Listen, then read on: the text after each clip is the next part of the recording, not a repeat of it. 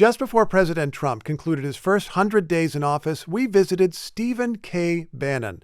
He's a longtime Trump advisor and supporter who backed Trump's first campaign in 2016 and briefly served with him in the White House. We found Bannon in the War Room, which is the name of the cluttered podcast studio where he produces a daily video stream supporting his own brand of populist politics. We talked about Trump's first 100 days in office. We talked about tax rates for the wealthy. Bannon says he supports the working class. And we also talked about a constitutional crisis that Bannon says he foresees. Let's watch. You have to look at this as a revolution. Because it is a revolution. It's a revolution about the America's role in the world, our position geopolitically, the global commercial relationships, plus the administrative state and how the country's governed. And if you look at that, the various verticals we look at, it's just he's so much farther down the path than and so much more aggressive than I think anybody would ever thought. Certainly a lot of attention, but help me understand how much has really changed. I've heard you talk about government spending. DOGE has gotten a lot of attention. Elon Musk has a lot of attention. Analysts have said the actual savings are not that great. It might end up costing the government something. Well, first off, I do think in DOGE, because remember, you have these verticals like ending the kinetic part of the Third World War, sealing the border and starting mass deportation. And the middle, the existential threat is the government spending and how we finance it, et cetera. The other part is taking on the administrative state. I think, and I've had tremendous disagreements with Elon Musk, I do believe you had to have a trauma-inducing force like DOGE to kind of rattle the administrative state and let folks know, hey, this is going to be very serious, that there's actually going to be a search for waste, fraud, and abuse. But in addition, programmatically, we're going to come back and take apart the administrative state brick by brick. In that regard, it's kind of shock troops. I think they really served a purpose. Now, to the degree that they find actual $1 trillion, which I was always skeptical about, in waste and fraud, I was highly suspect of, but there will be something. I've actually called for an audit of that. Two things. I've called for, let's make sure we know specifically what they actually found, and let's get that codified, right? So we don't then have to, then maybe we have to cut less of programming. Number two, there also has to be a certification that no data or data sets of American citizens have gone anywhere except to the Trump administration and or the U.S. government. You have doubts? Trust but verify. Trust but verify. Meaning you don't assume that something has gone wrong, but you don't know if something has gone wrong. Number one, I don't, when you talk about waste and fraud, and remember it was this show that kept harping on he's got to cross the Potomac and go to the Pentagon. And look, I don't go after the Pentagon because I'm a dove. I'm a hawk. You know, naval officer for many years. After sea duty, served in the Pentagon. Daughter went to West Point. She deployed with the 101st to Iraq. So we have skin in the game. But when you talk about waste and fraud, if you're not to the Pentagon kind of first, you're not serious. Eventually they went to the Pentagon, but so far it's crickets. You want to cut defense spending. It's not that I want to cut defense spending. I want to balance defense spending to what the national security needs of the country are and our allies.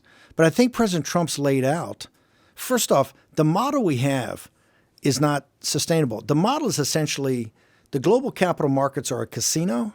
It's not about long-term investing. A couple of companies in the tech business are at the top, and that drives the metrics. Our beloved military has essentially become rent-a-cops for the casino. That's not appropriate. It's one of the reasons we've had problems with recruiting in the past. That a lot of people just don't understand the task and purpose of the military, what we're trying to accomplish. I think President Trump, in trying to get to this hemispheric defense, right, from Greenland to the Panama Canal in the Central Pacific, the three-island chain, you look at America strategically that way, that we're off the Eurasian landmass, finally, after these bloody wars of the 20th century, that it's time now not to come home, but to focus on our defense and have expeditionary forces if they want to go. The American people, including progressives, should be outraged at this very minute. We have two carrier battle groups in the Red Sea protecting the Suez Canal to be open so that Europe, the same Europe that the EU is cutting a deal with China that says they may not decouple, as our deals are saying you kind of have to, right? They're saying we're not going to decouple. We're defending Europe's trade routes where the Royal Navy has a destroyer, the Italian Navy has a corvette, and the French Navy has a frigate. And we have 2 carrier battle groups. So it's just disproportionate what the United States has been forced to do for kind of global security. It's time for other people to pick that up. One of the best ways to do that, and President Trump's done a tremendous job, is focusing on hemispheric defense. Now, the Pentagon is, to me, look, we have a $900 billion NDA, National Defense Authorization Sure. Act.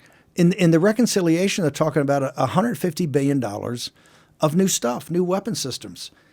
In a perfect world, maybe that's attainable. Maybe you can do that. We're not in a perfect world. What have you thought about as the president imposed tariffs on China, raised the tariffs on China dramatically, then backed off on key products, and then talked about making a deal with China even though there's been negotiations? Why do you think he changed so much? Well, number one, I think we started a process with the nations of East Asia. You have Japan, you have South Korea, you have Taiwan, Philippines, Vietnam, and now India, all in discussions around a basic architecture, right, that would lead, I believe, to decoupling of the Chinese Communist Party in these new trade relationships. The Chinese Communist Party, because they've been preparing for this for 20 or 30 years, we went up the escalatory ladder very quickly to 125% and then 145%. Okay? You went up that escalatory ladder very quickly.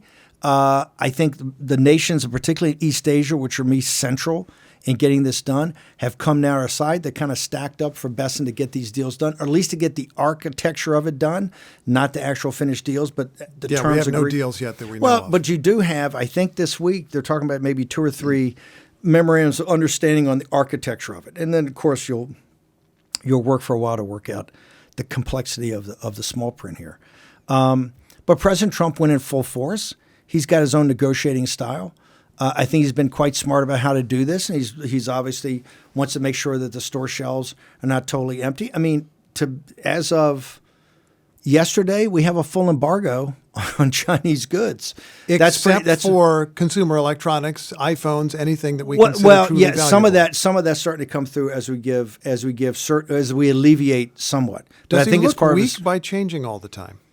I don't think he looks weak. I think he looks like a very smart deal guy trying to move the chess pieces, right? The Chinese, my philosophy is they only understand one thing. That's smash mouth. Because since the World Trade Organization, look, they were a backward, Lao Beijing developing agricultural society when the Bush regime bailed them out of Tiananmen Square. Let's take the series of World Trade Organization, most favored nation. They totally gamed the system around us. President Obama negotiated that really terrific cyber pact in 2015. They never lived up to anything they agreed to. Hong Kong in 19, they totally walked away from a deal to keep Hong Kong independent and turned it into essentially a slave camp. Also, Trump negotiated for 2 years the Lighthizer deal. Remember, for 2 years, Lighthizer and Navarro negotiated a deal with Li He. Trump's trade negotiator. 2 years to negotiate a deal that would couple actually the two economies into a global economy, to take away what we call the 7 deadly sins, state-owned industries, their ability to export deflation, all of that. So no, they just tore the deal up. Then later, the skinny deal. They didn't meet any of the standards of the skinny deal that was signed in January 2020. So they're not essentially trustworthy. President Trump, I think, believes with Besson, as Besson says, they can take this less than we can, that they're going to get them to the place that they want, which will be appropriate tariffs and also give incentives to American manufacturing to bring manufacturing back. Now, is it a perfect process? No, but in any complicated, what he's trying to do, and this is what amazes me in 100 days. In 100 days, he's essentially saying, I'm going to change the world's commercial interactions with each other, right, in integration points. Mm-hmm. It shouldn't be lost on you that now one of the nations that we set on the reciprocity, on the reciprocal tariffs, even though a little bit the numbers sound outrageous, when you looked at the non-tariff barriers, the currency manipulation, the counterfeiting, there were not a lot of people sitting there going, no, we don't do that. That's a lie from the Americans. All of them came, and I think we're in agreement that there are some problems, and those problems have to be worked out. I want to ask about how some of these things fit together. You referred to the administrative state. You're talking about various parts of the government that do various things, including regulating Americans.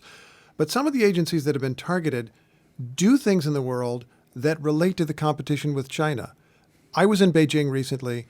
and sitting with a guy, and he brings up to me that he was actually sad that Voice of America was shut down because he practiced his English listening to Voice of America. I was talking with another guy who said, I was looking into the Uyghurs, and Radio Free Asia had reporting on the Uyghurs that was absolutely not available inside China.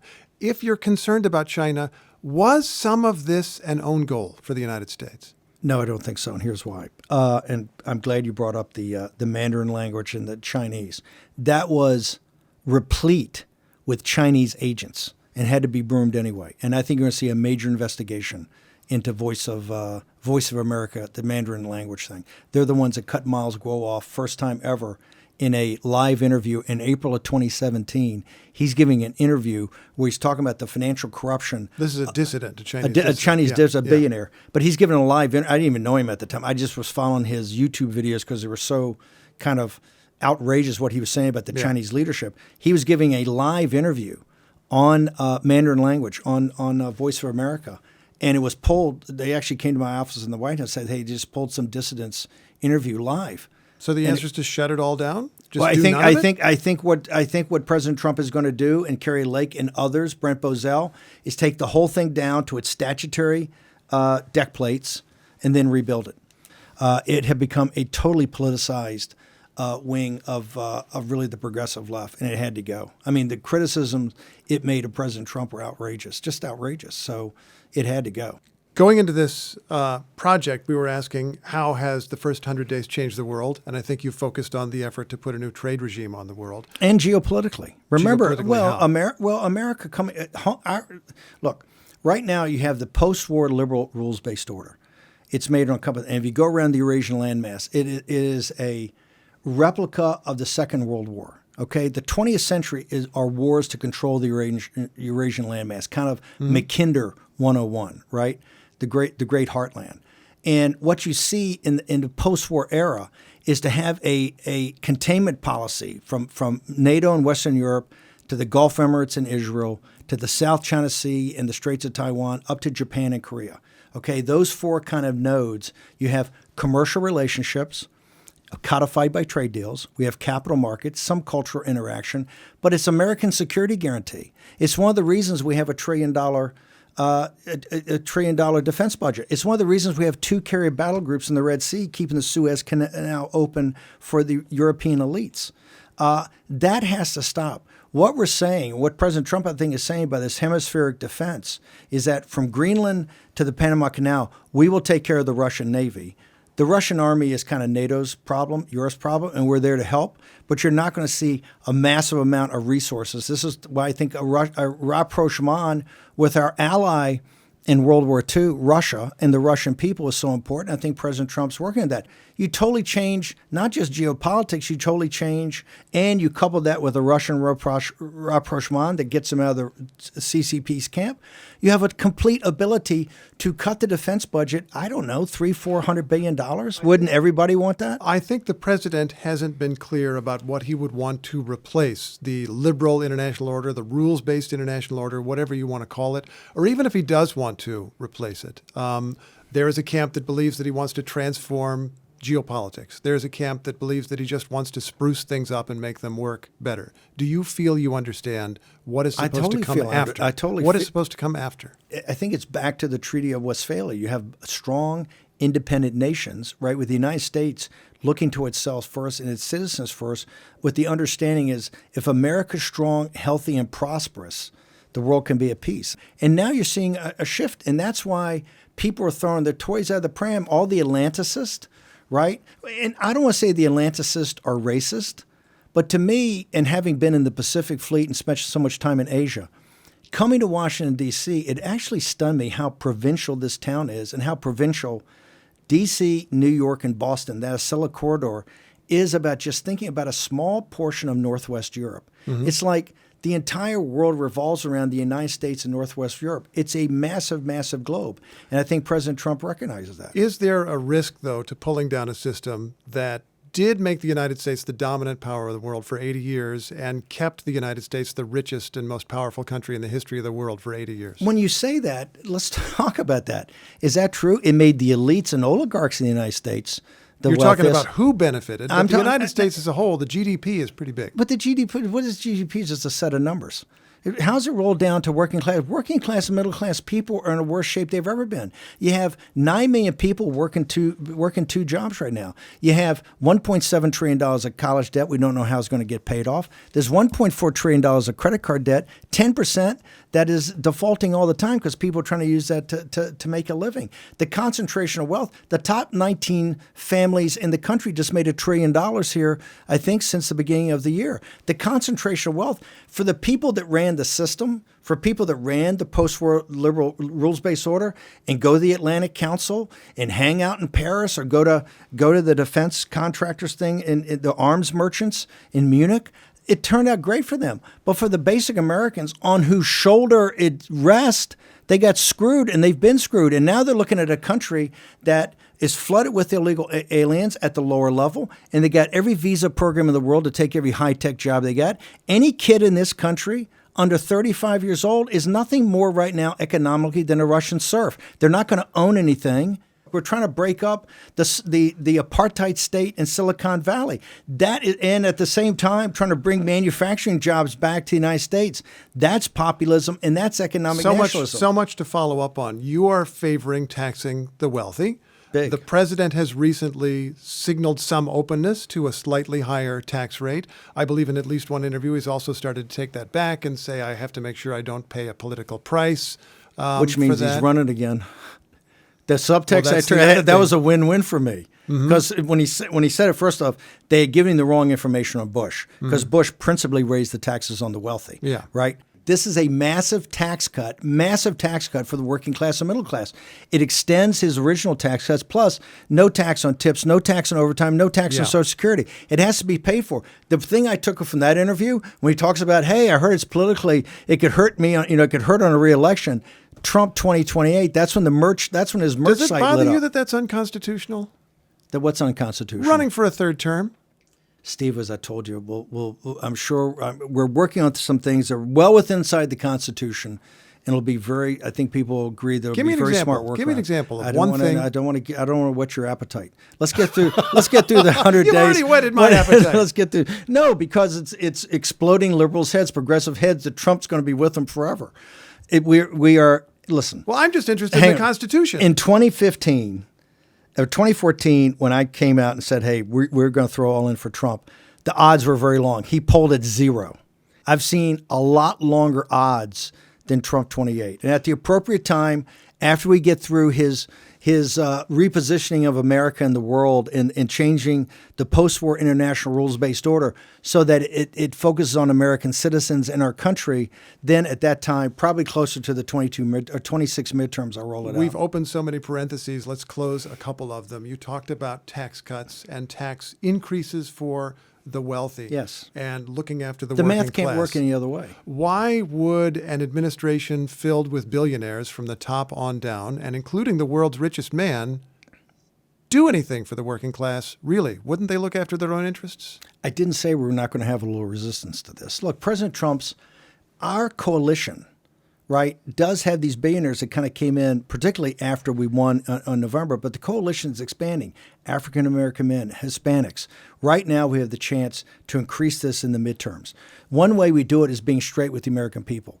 What makes sense, I don't want to raise taxes on the wealthy. I'm not some guy who says tax the rich. I'm saying right now, the math simply doesn't work. Let's close the parentheses on the Constitution, which we brought up. Clearly, you're in favor of mass deportations, and the president has made some high-profile moves in that direction and has run up against judicial resistance, including from people appointed by the president. A judicial insurrection. A judicial insurrection. You've got a judge. Okay, but wait. You have a unanimous Supreme Court saying all 9 of us agree there should be some kind of due process. It might not be a full trial, but somebody should be brought before a judge before they're thrown out of the country. You have a U.S. citizen who was 2 years old taken out of the country, and a Trump-appointed judge said the other day there was no meaningful process. Does it bother you at all as an American citizen that due process is not being followed in some cases? It bothers me that there's nowhere in the Constitution that talks about judicial supremacy. Nowhere in the Constitution talks about judicial supremacy. What you're seeing is a court trying to step between President Trump and his. Isn't it just a court checking it against the law to say absolutely that's illegal, not legal? They're stepping in the middle of President Trump and his the unitary theory of the executive, or the Article 2, his role as commander-in-chief. This happened before in our country. It's happened a couple times. A guy named Abraham Lincoln. Chief Justice Taney tried to get in the middle of Abraham Lincoln and what President Lincoln did to the city council of Baltimore and the mayor of Baltimore when they refused to let Union troops pass through Baltimore to the relief of Washington, D.C. in those very early days of the Civil War when it was all in the balance. And Washington could have been very, very easily captured by rebel forces from the South. They blocked it. And what did President Lincoln do? President Lincoln threw the city council and the mayor in jail with no indictment. And Taney went to him and said, "Hey, under with habeas corpus, you either indict them tomorrow or they're free." And the apocryphal stories, he sent John Hay over with a message to say, "Tell Taney, if you force this, the president's going to throw you in jail." So he ran as a warlord, and look how many times President Lincoln, in a war, had to resort to emergency powers to do this. I think we've had 7 emergency powers now, or 8 emergency powers enacted by the president. He's fully within his rights as commander-in-chief. And yes, we're coming not just to a constitutional crisis, we're coming to a convergence of crises that are going to start hitting us this summer. One of these is the constitutional. I'm glad that you brought this up, because in this very book of mine that I brought, I write about one of the instances with Chief Justice Taney. And it's interesting. Lincoln did suspend the right of habeas corpus. In the case of a Maryland man who'd been burning Full stop. bridges. I guess Steve Inskeep just agreed with me on no. Hang on. Taney said Congress could do that. Lincoln said, "I think the president can do that." In the end, a few months later, when Congress returned, Congress voted to approve what he had done. In the end, he got back within the constitutional system. Seward and Lincoln were so concerned that what they had done in that interim time, as you remember, was outside the Constitution. That Seward, because these were the smartest lawyers in the country, right? Seward and Lincoln would sit there and talk about the implicit powers of the Constitution, the implied powers of the Constitution for the chief executive. It's brought up brilliantly in Spielberg's movie Lincoln. I think there's a lot of discussion of that. But you're right, Lincoln did it. That was all paper. They papered over what they had to do after the fact to cover themselves. But in the moment, what President Lincoln did, exactly what President Trump's done. You've had a judge here, Bosberg, try to step in the middle of a commander-in-chief making decisions about aircraft in the air.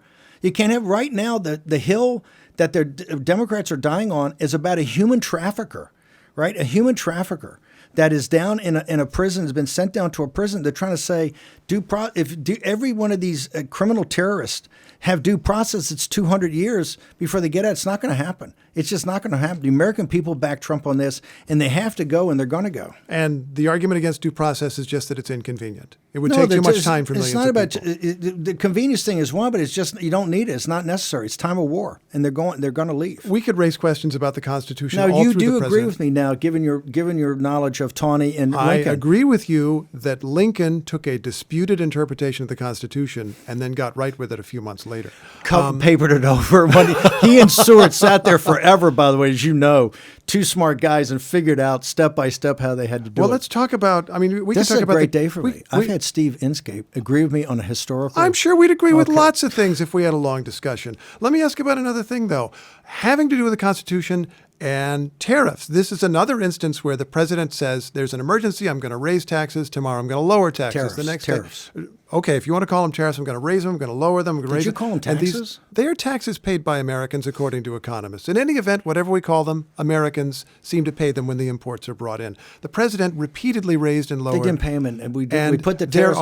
We put tariffs on Chinese in 2018, and prices in China didn't raise at all. Well, let's talk about that. We can talk about that separately. But in any case, the president has asserted the right to massively affect the economy and then change it again today and hours later without consulting Congress, because he says it's an emergency. It's gone so far that some Republicans in Congress are trying to reclaim their power.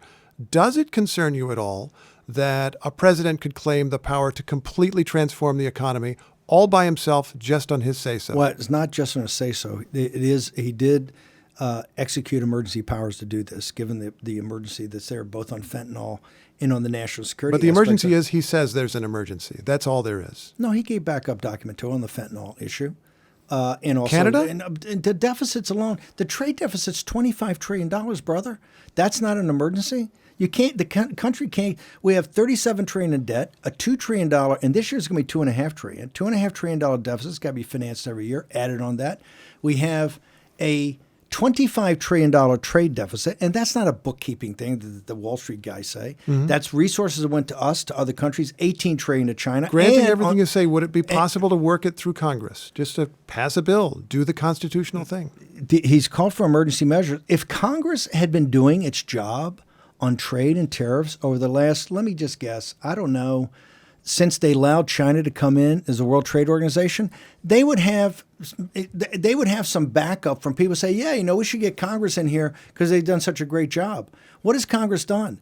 Congress sold us out because the bags of money that came from China through Wall Street to buy everybody off in the 90s and the Clintons' time to give China most favored nation a World Trade Organization and let them borrow at the World Bank as a developing nation. Remember, in this budget alone, there's hundreds of billions of dollars of your listeners' money, taxpayer money, middle-class taxpayers, that are going for tax subsidies to back up manufacturing of solar panels and wind generators and all that manufacturing in China that are sold here for the Green New Deal.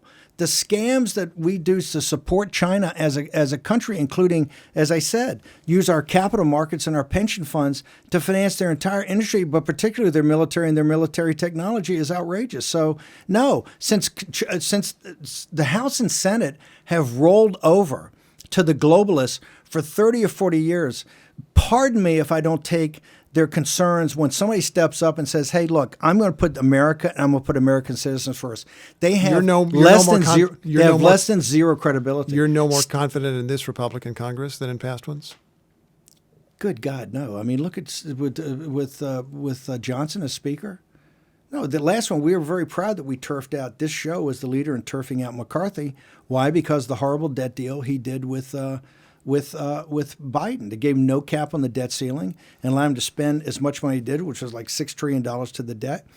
Johnson, I think, may actually be worse because I think he's tapped along the president. Last question. What is one thing you want to see in the next 100 days? Just more of the double down, more of the same. I do want to see there's going to be a confrontation. I think the convergence of the financial issue of the big, beautiful bill, particularly of spending cuts, and the simultaneously constitutional crisis that we're hurtling to, is going to make this summer a summer like no other. Steve Bannon, it's a pleasure talking with you. Thank you. Steve, always great having you here in the War Room. All right. Thank you, sir. Thank you.